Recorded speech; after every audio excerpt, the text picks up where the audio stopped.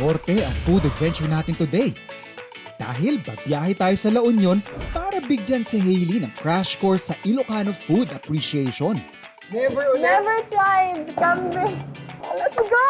Hindi masyadong na-appreciate yung tapang. Papaamoy ko lang dapat sa'yo.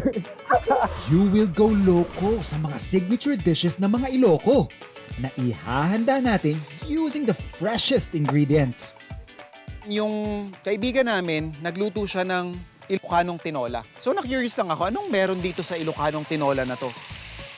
If there's any one dish na lagi kong ginagamit para ma-entice or introduce yung mga non-Ilocano friends ko or acquaintances, ito yon, dinakdakan.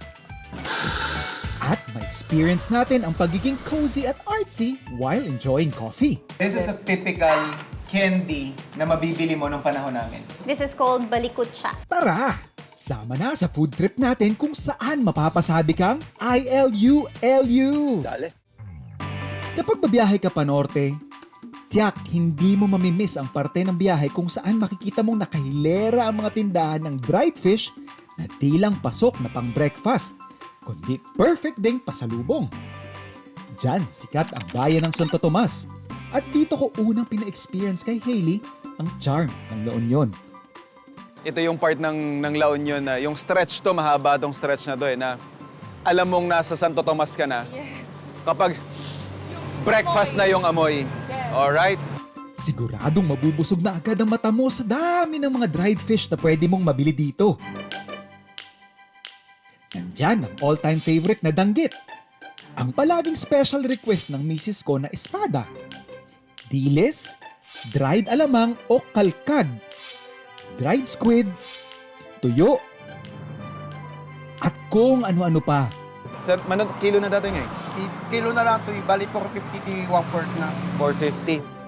Per kilo ang bentahan. Pero don't worry, hindi mo kailangang bumili ng bulto-bulto dahil kahit 1/4 lang ang kunin mo, siguradong sold na ang mga susunod na agahan mo.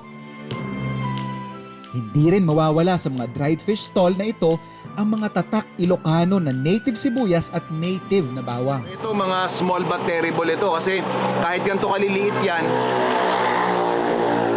grabe. Once na nagamit mo yung kahit yung maliliit na piraso ng bawang na yan, sobrang angas ng lasa. Ito yung mga talaga namang de-define ng Ilocano cuisine, kumbaga. At para makumpleto ang sausawan combo mo, dapat may suka. Bigyan mo kami ng ibang suka, ito pa rin yung hahanapin namin. Yung iba, hindi masyadong na-appreciate yung tapang, di ba? Papaamoy ko lang dapat sa'yo. Okay, good. Yan. Iba siya sa suka na normally natin ginagamit, syempre. Iba yung kick niya. Yes.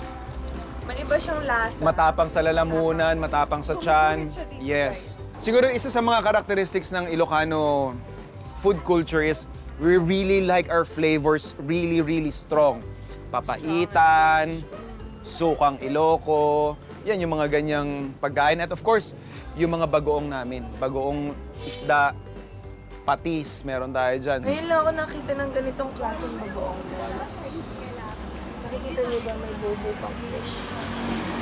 Kung na to, 2-in-1 na to kasi may sausawan ka na, may ulam ka pa, matik. Okay.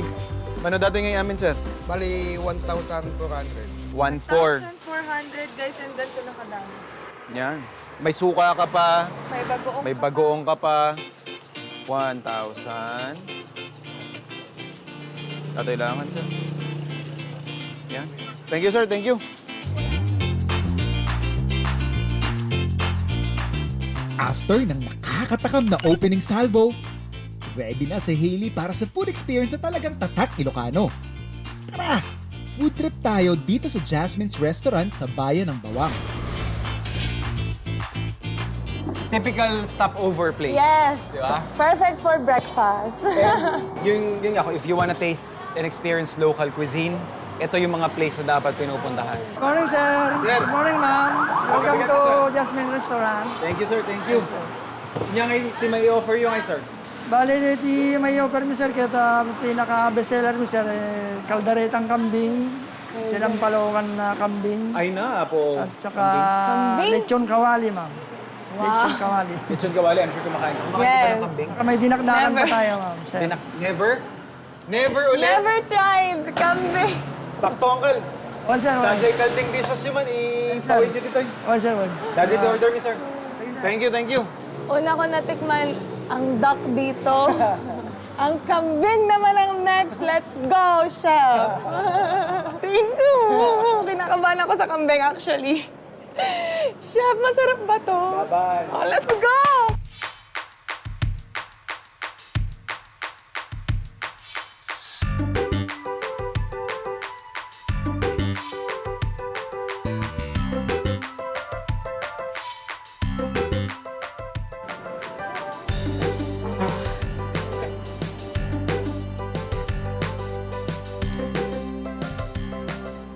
Mmm!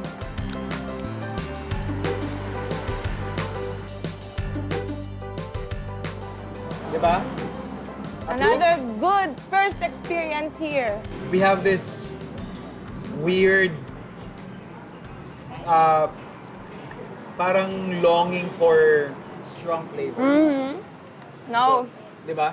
nakikita ko na po yung sinasabi mo. Talagang malakas yung lasa niya. It's Yep. not the normal ulam na kinakain natin. Since natikman mo na yan, tikman mo naman yung Caldereta.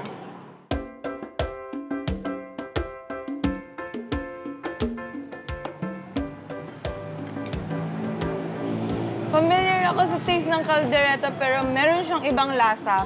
Hindi siya yung typical caldereta, guys. This is dinakdakan. I'm sure familiar ka rin dito. Maraming pagkakahawig to sa sisig. Banghang? Okay, my favorite dish. Strong, super, super strong. The onion, Yep. the meat, yung insides, ang sarap, Yeah. guys. Wow. Ilocano cuisine is not as popular as other, like Kapampangan, Ilonggo. Kasi yung flavors namin, talagang, It's not for everyone. lalo-lalo na pag in-order mo lang siya nang wala nag-explain sa'yo ng ganito, you might be off doon sa flavors. Nice, right?